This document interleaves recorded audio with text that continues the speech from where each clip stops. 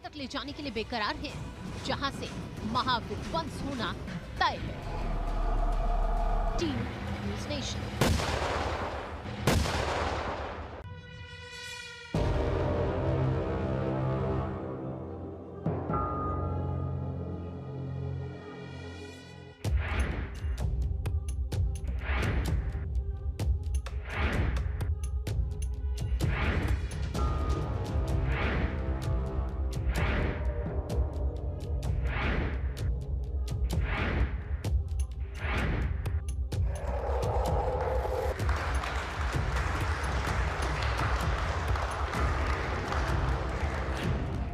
Italy के समंदर में पुतिन का जल महल।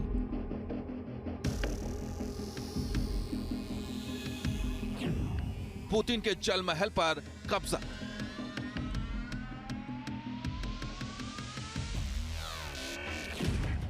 पुतिन के जल महल में आखिर कौन है?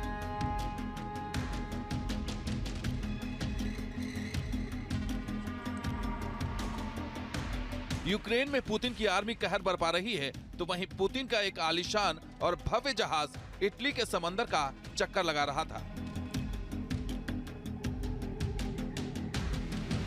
यह जहाज और कोई नहीं बल्कि पुतिन का तैरता जलमहल है, जिसे इटली पुलिस ने जब्त कर लिया है। शुरुआती जांच में पता चला है कि आलीशान यॉट रूस के राष्ट्रपति पुतिन का है। अब इटली पुलिस इस बात की जांच कर रही है कि आखिर पुतिन की ये यॉट इटली के समंदर में क्या कर रही थी। कहीं इसके पीछे पुतिन की कोई साजिश तो नहीं? शक की सुई इसलिए भी है क्योंकि रूस से करीब 3000 किलोमीटर दूर पुतिन का ये जल महल इटली के समंदर में चक्कर लगा रहा था।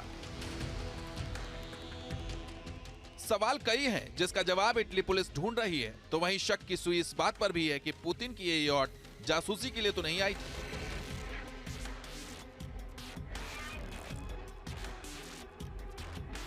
न्यूयॉर्क टाइम्स ने अमेरिकी अधिकारियों के हवाले से एक रिपोर्ट छापी है, जिसमें दावा किया जा रहा है कि पुतिन की ये लग्जरी शिप 2020 और 2021 में ब्लैक सी में मौजूद सोची के रिजॉर्ट की 2 यात्राएं भी कर चुकी है।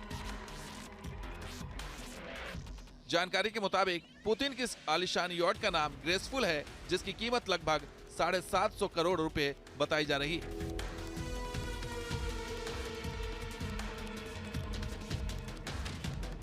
इस यॉट को रूस की फेमस शिपयार्ड कंपनी सेवमैश ने बनाया है, जो रूसी नेवी के लिए न्यूक्लियर सबमरीन भी बनाती है। पुतिन की इस लग्जरी यॉट की खासियत यह है कि इसमें ऐशो आराम की तमाम चीजें मौजूद हैं, मसलन कसरत के लिए जिम, पढ़ने के लिए लाइब्रेरी, ऑफिस के लिए स्पेस के अलावा हेलीपैड, डाइनिंग एरिया और कॉकटेल बार भी है, जिसमें 400 से ज्यादा वाइन की बोतलें रखी जा सकती हैं। इसके अलावा बैठने के लिए शानदार सोफे और संगमरमर के बाथरूम भी बने हैं।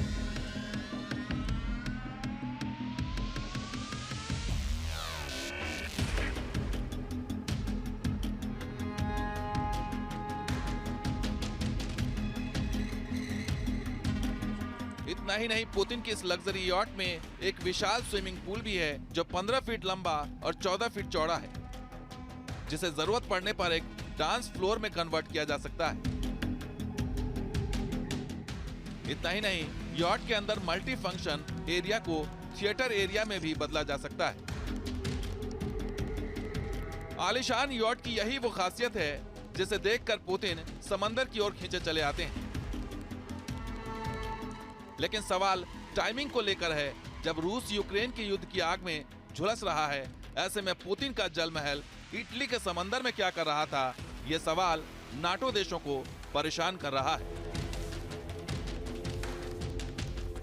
Team news nation. नमस्कार, मैं हूं लक्ष्मी उपाध्याय और इस वक्त रूस यूक्रेन जंग से जुड़ी एक बड़ी खबर आपको बता रहे हैं। पुतिन और उसकी सेना को एक बड़ा झटका लगा है। पुतिन के करीबी माने जाने वाले एक और कर्नल की रहस्यमयी परिस्थिति में मौत हो गई है। इस कर्नल का नाम वादिम बाक्यो है, जो यूक्रेन में पुतिन की जंग की रणनीति को आगे बढ़ा रहे थे। वादिम वाइको वॉर जोन में पुतिन के सबसे खूंखार सैनिकों में से एक थे। रिपोर्ट की अगर माने तो रिपोर्ट के मुताबिक वादिम के शरीर में कई बुलेट के निशान थे। संदिग्ध परिस्थितियों में कर्नल वाइको की मौत हुई है, जिससे यूक्रेन के खिलाफ जंग लड़ रही रूसी सेना को एक बहुत बड़ा झटका लगा है, क्योंकि पुतिन अपने कई और कर्नल और सीनियर रैंक के सैनिकों को इस जंग में खो चुके हैं। आपको बता दें कि 24 फरवरी को शुरू हुए इस जंग में यूक्रेन की ओर से यह दावा किया गया है कि युद्ध में रूस ने अब तक 25,000 सैनिकों को खो दिया है। यूक्रेन ने रूस के 1100 टैंक और 100 विमान भी तबाह किए हैं और यह दावा यूक्रेन के विदेश मंत्रालय की ओर से किया गया।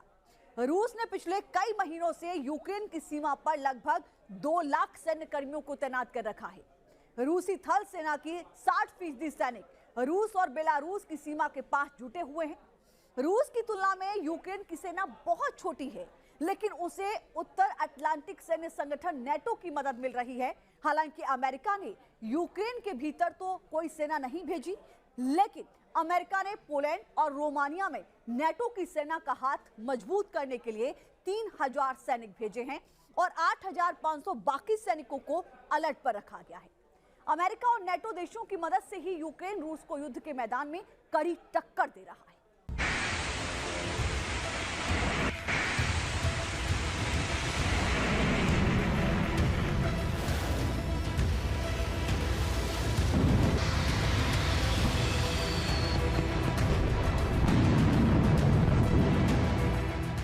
समंदर से पुतिन का तबाही प्लान भयंकर।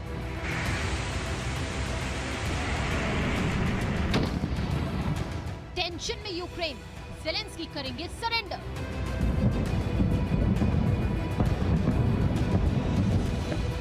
समुद्र से पुतिन चलाएंगे महाब्रह्मास्त्र।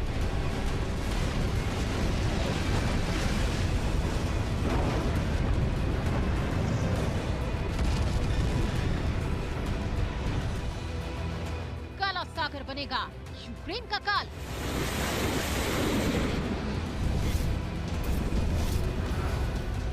यूक्रेन से जारी महाजंग में पुतिन अब जल्द से जल्द ज़ेलेंस्की का फुल एंड फाइनल करने के मूड में है। लगभग 9 महीने से ज़ेलेंस्की की सेना ने जिस तरह से रूसी आर्मी का सामना किया है, उससे दुनिया हैरान है और पुतिन परेशान।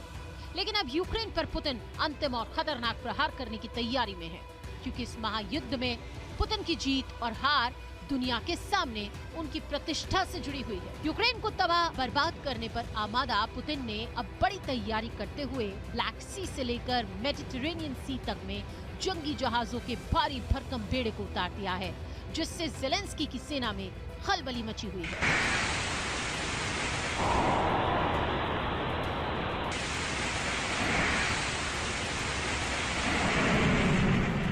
ब्लैक सी से लेकर मेडिटेरेनियन सी में रूसी नेवी के बेड़े में 6 युद्धपोत की तैनाती से यूक्रेन में दहशत है। ये 6 युद्धपोत 80 कैलिबर मिसाइलों से लैस हैं, जो एक झटके में इतनी तबाही मचा सकते हैं जिससे यूक्रेन का दुनिया के नक्शे से नामो निशान मिट सकता है।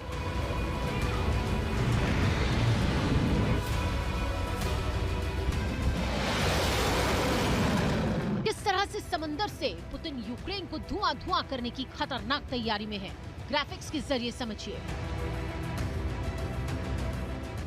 काला सागर में 7 रूसी युद्धपोत तैयार हैं, जिनमें 4 कैलिबर मिसाइलों से लैस एक जंगी जहाज शामिल है। वहीं अजोव सागर में 2 रूसी पोत स्टैंड बाय पर हैं, जबकि मेडिटेरेनियन सी में 10 रूसी युद्धपोत हैं, जिनमें 76 कैलिबर क्रूज मिसाइलों से लैस 5 जंगी जहाज शामिल है। 24 जहाजों ने अजोव सागर में एंट्री कर ली है, जिसमें बॉस्फोरस स्ट्रेट से आए 11 जहाज शामिल हैं। यही नहीं, 15 जहाजों ने काला सागर में प्रवेश कर लिया है, जिनमें 7 बॉस्फोरस स्ट्रेट के लिए रवाना हो गए हैं।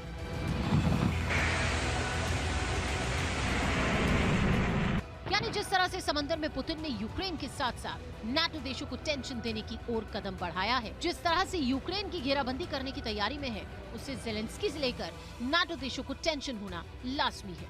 तो क्या माना जाए, अब पुतिन जंग को उस मुहाने तक ले जाने के लिए बेकरार हैं, जहां से महाविध्वंस होना तय है।